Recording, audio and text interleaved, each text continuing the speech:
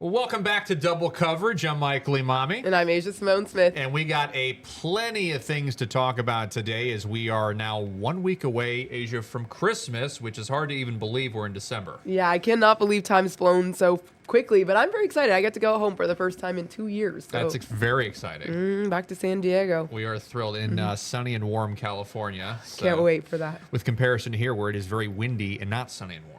But it's the perfect weather for basketball season, yes, we'll say. It is. At least we're inside. Hopefully the snow stays away, though. Exactly. That's what we don't like. We don't like snow. We'll have to wait hopefully till after New Year and then start seeing that for real. Yeah. I'm not ready, but yeah, I hope so also. Yeah. I don't like snow. What I do like is a Shockers win, and that's what we got yesterday. Will Berg back on the floor for WSU, and Paul Mills getting back into the win column with perhaps some momentum before conference play starts up here in just a couple weeks. Oh, yeah, and you saw how valuable Will Berg is. He didn't start. They kept Okorafor in the starting position, in the starting lineup after his start last week while Will Berg was out with an ankle injury for that game. But Will Berg had a big impact, and you can just see how important he is when it comes to rebounding and second-chance baskets. He really comes in clutch. He finished with 15 points, played a big role in this game offensively and defensively. But to see the Shockers be able to pull away with a win, that was great, especially coming off that last loss at home earlier this season. So, to see them kind of back in full swing right before they start conference play was a positive.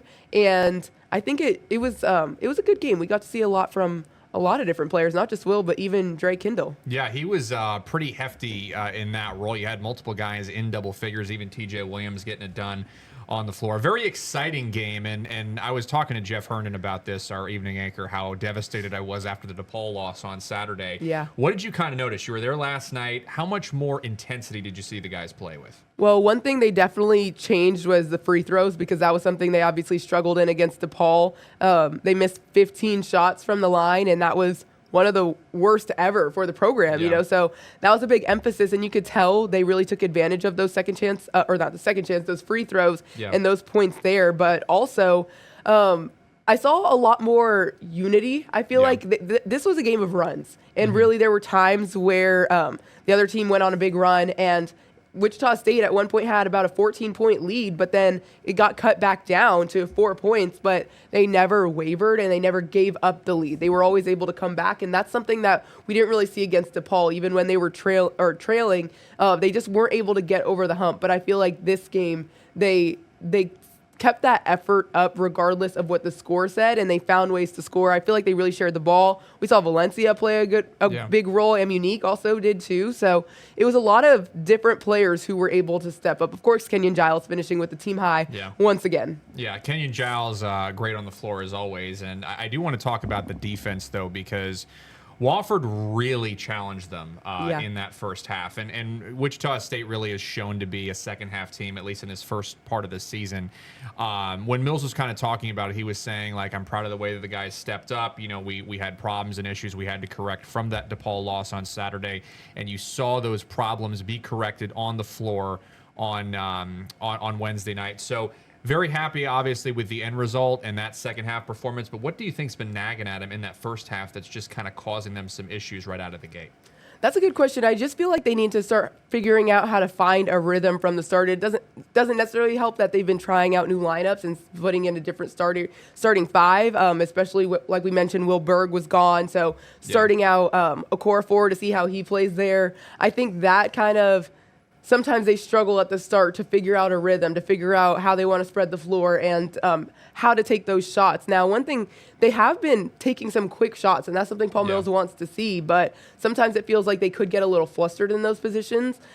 This game was a little bit messy from the start. There was a lot of turnovers from both sides or in missed shots overall. So I feel like it's just figuring out that rhythm, but also just getting a read on the other team and getting a feel depending on how much the other team's defending and their coverage. So I feel like figuring out those adjustments earlier and sooner than later is something that will be valuable. Yeah, and Will Berg does have that height. He's, 7'2", inside the paint. So it's hard for him to not control the glass. And when he doesn't, you got to question yourself. But very excited to see him again on the floor. And I agree with your point, Asia. You know, finding that rhythm is tough, especially when you've got so many new guys. And Paul Mills kind of went into this season with so many transfers and new blood on this team. It was hard to really determine what a starting lineup would look like. I mean, you knew roughly TJ Williams where he was going to be on the floor.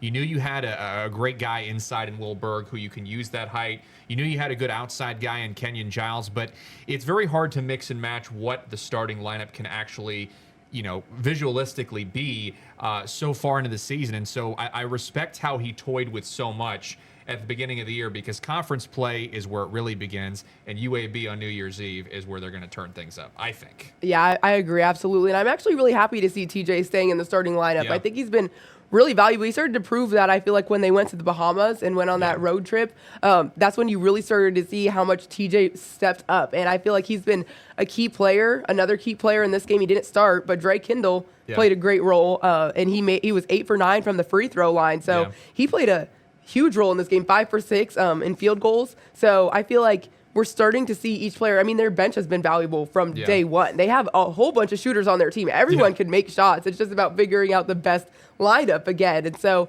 40 bench points against Wofford, that was great to see. And one more game, Eastern Kentucky is their last game Sunday before they get on the road and take on UAB. But I feel like they are starting to put it together. Now, I talk about being battle tested as well and seeing them be able to win tough matchups. And this game wasn't as close as some other ones, but to see them be able to still finish out from start to finish and be able to hold that lead, I think was very positive, and of course adjust. So they said, we need to see the free throws improve, we need to see certain things improve, and they were able to improve those. So this was kind of like a good practice and test before they get on the road. But one thing they didn't do as well as usual was rebounds. They were out-rebounded only for the second time this season. So that's where you kind of see, I wouldn't say it's a mistake. You know, you can't out-rebound every team, but when that's one of your strengths, you know, it's kind of surprising to see that be on the lower end in a game like this. Yeah, I do want to see Henry Thangvall get in there. Yeah. And I mean, the crowd loves it whenever he's got a shot at getting close to the net. So, yeah, I want to see a little bit more action with him there as well. But, you know, again, rebounding's big, controlling the glass, huge for this team moving forward. And, you know, those gosh darn free throws, those can't be your Achilles heel. They would have won that game on Saturday, a team that they lost by 19-2 the year before. They would have had a perfect home record had they taken advantage of it. Unfortunately, they did not get to the line and get those done. So sadly, sub 40%, I believe, was the official statistic on that, which is really bad. But, you know, good on Mills and company for cleaning that up heading into, you know, Wednesday. So very excited to see Wichita State picking up their 7th win on the year. Now things turn to Sunday. We're going to bring you coverage there at 10 o'clock and 5 o'clock.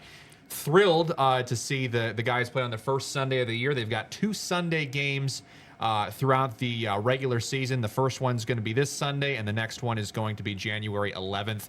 So we'll bring you coverage there. But Asia, I mean, a bit of a different feel. You got an earlier tip-off at 4 o'clock. I mean, how do you factor in, I guess, some of those later games being 6:30 versus the 4 o'clock games? I can imagine, being a former athlete yourself, it is tough to adjust some of that time frame, especially when you've got a little bit earlier in the day and a different day at that. Definitely not as severe of an adjustment as they did for those early afternoon games or 11 a.m. games, like the DePaul game. I want to say that one was 11 a.m., so that was definitely an adjustment. You could tell that everyone just seemed a little sleepy. Plus, finals had just wrapped up, so they were on vacation and then had to wake up early again for that game. So you could see that, but I feel like 4 p.m. isn't as bad as difficult of an adjustment to make. So, but it definitely does make it an impact when you're talking about your schedule and kind of getting used to playing in the evenings. Now, maybe they practice at a certain time, and so it feels more like a normal time for them, I would hope.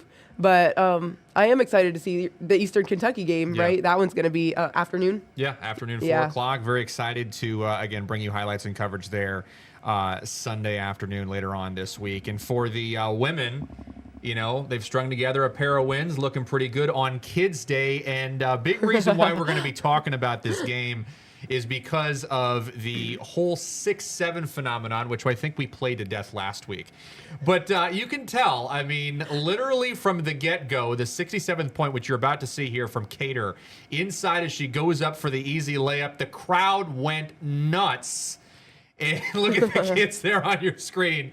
I mean, it was just They were crazy. just waiting for it. You could tell. I mean, I feel like everybody's made kind of a big social media, hop up about this 6-7 business, and because Kids Day happens all over the nation for many different teams across the country, and with it being such a widely known meme and phenomenon, you just have so much anticipation going into these games. Who's going to hit the 67th point?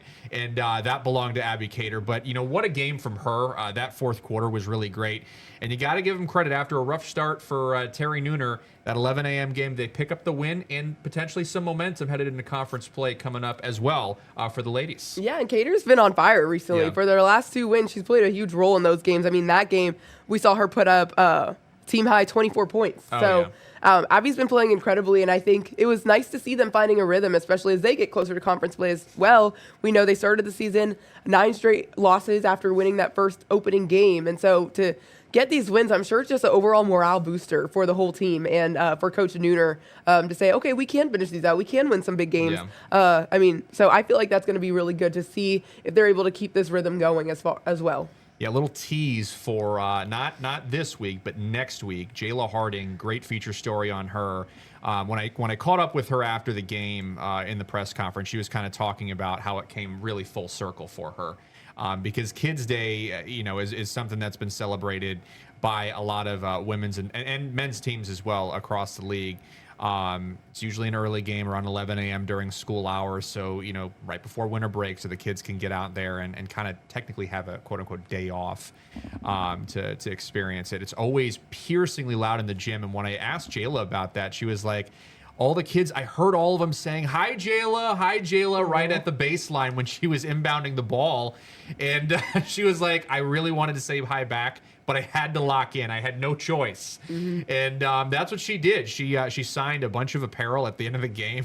I mean, kids were coming up to her with jerseys and everything. I mean, she's a local product, one of the only local products on the team. No freshmen on the squad for Nooner, and so there's a heavy veteran presence, and kind of being the leader of that excitement on earlier this week was really cool to see from her, especially when you have so many kids shouting and chanting your name in Koch Arena. Yeah, it's so special to see how much these kids care about the players, because especially the women's game, they deserve love, and they deserve that community to see, like, hey, when they're little kids, they're looking up to them. And when we get older, we can go do this. We can be a hometown hero as well and play up for the Shockers. So it's great to see that they really are having an impact. And hopefully more people start to come out and support the women's games as well, because they're just as big. So it is important to see that and to see how much that these kids do care about them. That's always nice to see. And let's see, next matchup, they're going to be going against Middle Tennessee. So they're going to be back at home on Saturday. Looking forward to seeing that game as well. I'm really hoping that this win streak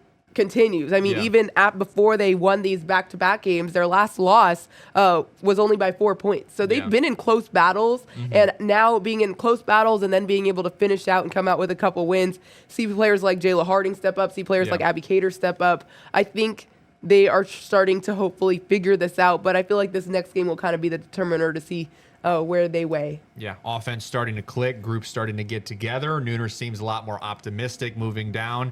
And what he told me, he just said, we tried a couple new things against their defense, and it worked. And it was a surprising double-digit win over a pretty solid Oral Roberts team.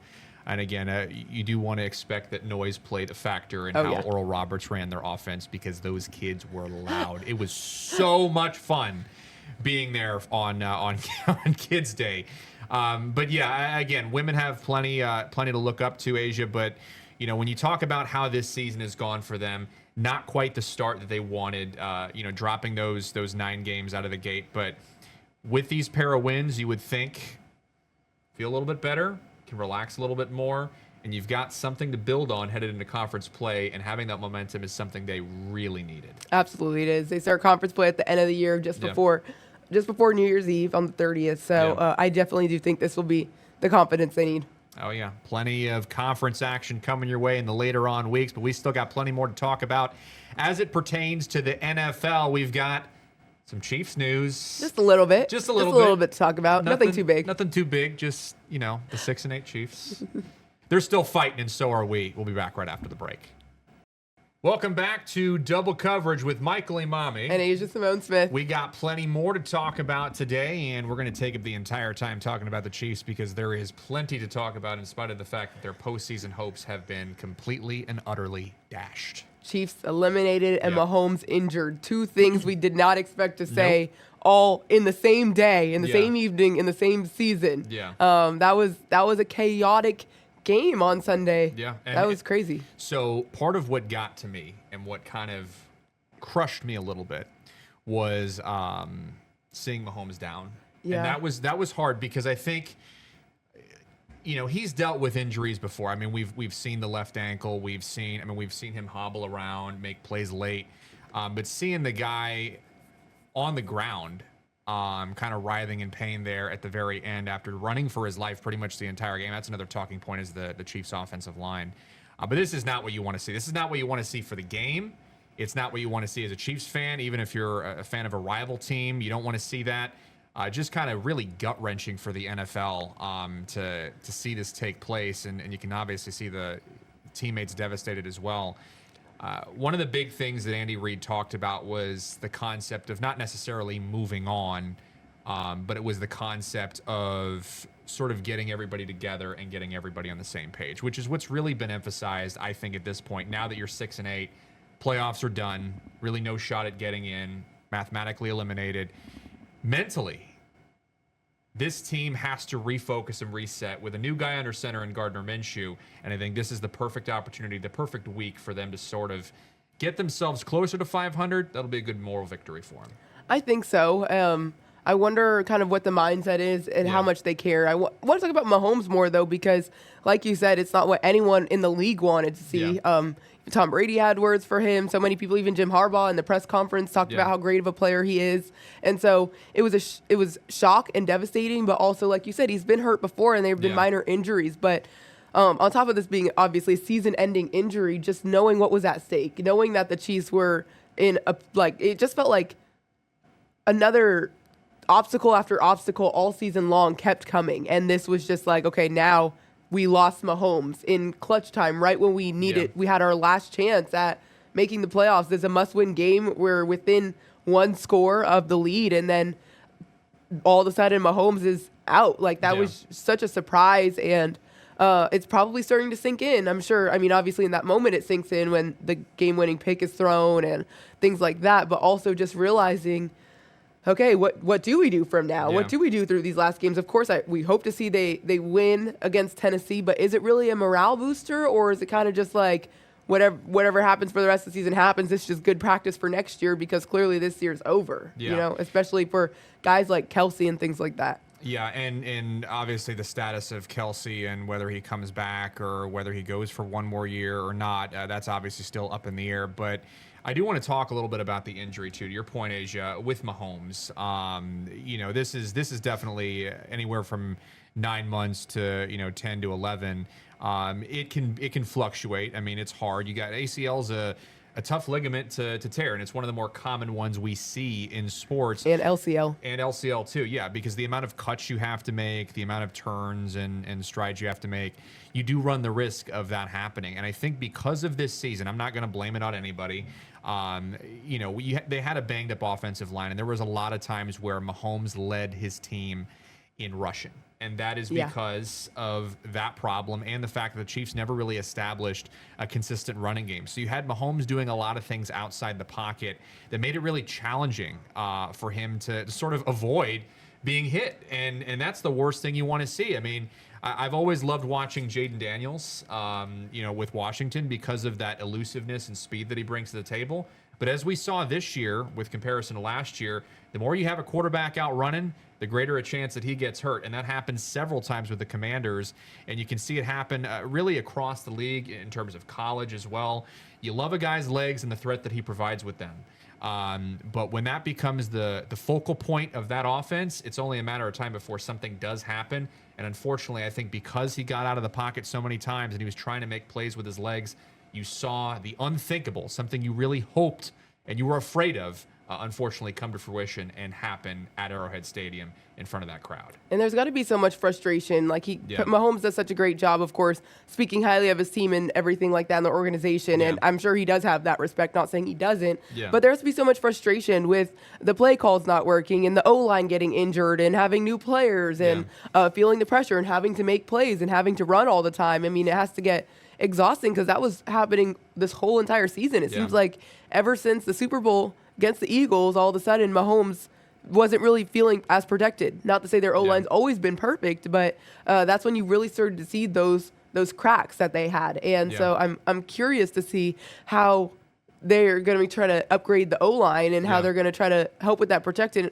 And also Mahomes' recovery period. I know it's supposed to be around 9 months for recovery, which should be September since he got surgery so quickly. And he's already starting that rehab process. I'm sure he'll be back, but he's going to need extra protection coming off of a ACL injury, ACL tear. So that's going to be very interesting to see, especially to see how the line does in these next few games with Minshew and who knows who else, because it seems like everyone's beat up on the team right now. Also, talking about these guys and seeing if Kelsey will come back next year, did you hear what he said on his podcast about, I hope the Chiefs will help Mahomes have a speedy recovery? I was a little suspicious, raised a lot of questions. What do you mean by the Chiefs and not you? Yeah, that's a little bit suspect, as they say. But yeah, I think everybody wants to see Kelsey back, at least running it back for one more year. It'd break my heart to see him not come back out for one more season, knowing that this year is kind of a lost cause. I think, and honestly, you don't ever want to say, oh, it's the injuries, because like nobody wants to point blame on that. Next man up has to be the mentality for every team in the league. But it gets hard when you've got Juwan Taylor out, when you've got Trey Smith out, when you've got, I mean, literally, Wanye Moore is out for the season on the first play of the game versus Houston a couple weeks ago. You just kind of think like, man, they can't catch a break. And when you have essentially a very banged up offensive line with guys who are being mixed and matched, you've got guards moving to tackles, tackles moving to guards. You've got all these different formations, lack of consistency being played there.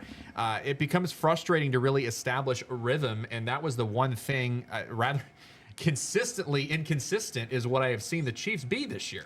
And it's weird because they have the strength. They have so many incredible receivers. They have great running backs. I feel like they have all the pieces, and it's really just the line is the broken piece, the broken part, and one of the most crucial parts of a team, of an offense. So it is frustrating to see that happening. Yeah, and when you look at the receiving core, Rashee Rice, kind of struggling this year as well in coverage, especially when you've got all these things happening with Mahomes being rolled out so far to his left and right, unable to really establish a true connection with a lot of those receivers, quite like we've seen in the past. And I think moving forward, what's really going to be key and what I'm looking forward to is this year's draft. And we're going to be following that very closely, who they specifically go after. I think in terms of their offense, they pretty much have the table set. I'd like to see them go after a running back, but really they got to hone in on, building depth at that guard and tackle position, probably more so tackles, to try and protect the outside and the blind spots a little bit for Mahomes, because you want to hope this is a one-time thing. Brady had obviously his year where he went out,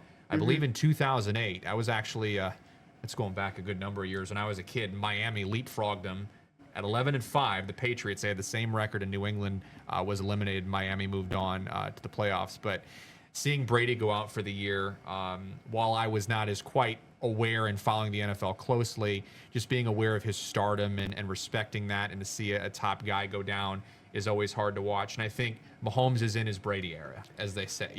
This is kind of that moment where he has that setback, and I think next year is really where they've got to turn it on. But you still don't want to throw away this season. You still got guys competing for reps. This is a good opportunity for Gardner Minshew to sort of prove himself as a journeyman quarterback, right? He had a couple good years in Jacksonville. He had a pretty good season where he made the Pro Bowl in Indianapolis. And I think this will be a good opportunity for him to really, sort of catch a break here with this. Not that it's a good thing, but have an opportunity to sort of showcase his talents and obviously rocking the mustache as well. Yeah, he's great. He's a great quarterback, and it was obviously unfortunate position he was put in at the end of that game against the Chargers, a difficult position. So hopefully no one's holding anything against him, because he was really just thrown into it. And Chargers defense was incredible. We saw what they did to Jalen Hurts, and Mahomes had already thrown interceptions. So it wasn't anything personal. Hopefully he felt. But I think he's really going to shine. He's going to get these first team reps, and he's going to get some good games to go against. I mean, not to say Tennessee's the best opponent. They're 2-12, but it will be nice to see him have his moment. I'm sure it's not necessarily the moment he wants, but also going back to Brady, did you see other parallels about that where they both I did not. They both tore their ACL after winning 3 Super Bowl rings and losing in the Super Bowl the year prior. Wow. Yeah, it was a lot of similarities. I want to say it was like after a certain amount of years too, but very strange. That might because New England had gone back to back as well. Yeah. And then lost. So that's crazy to me. Mm-hmm. So it reminds me of, and you don't want to ever, talk up injuries, but I do remember very specifically Alex Smith in Washington where he went down, and that was awful. I mean, that was the entire leg. I mean, he nearly lost his life with the amount of, the infections and the post-surgery problems that he had. But he had a very similar injury to Joe Theismann back in the day for Washington, where he went down, and it was at the exact same yard line. I think it was by a defensive tackle. So it was very weird, how you're kind of seeing some of these parallels happen with some of these big time players. And this is kind of a second instance, sort of a flashbulb memory popping up into my head now. So now all Mahomes needs to do is go win another ring, retire, unretire, win another ring. Yes. And then, we'll pull the Tom Brady or the Brett Favre. I think Brett Favre did it twice. Yeah. He retired and then unretired and then retired and then unretired again. Which is why everybody's like, oh, Kelsey's going to retire. But I'm like, do they ever really retire? And there's never really a good time to retire either because, I mean, I'm a track person. I think about Usain Bolt. He was up. He world champion, world records, all these Olympic medals. And then he was like, just one more season. He started getting slower. And then it was like, well, I don't want to go out on a bad note, but you never know if that high note's going to come. There's just never a good time to call it quits. So I guess we'll see what Travis decides to do. But either way, there's never a good time to say, okay, after I accomplish this, then I'll go, because you never know. When do you retire? When you're tired of it and you don't love it. Not about the records. It's about the passion. If the passion's run out, or you just want to focus on family, it's a fair choice too. It's got to be the he's about to marry decision. Taylor. Yeah, exactly. He's got other things to focus on. He's got concerts to be at.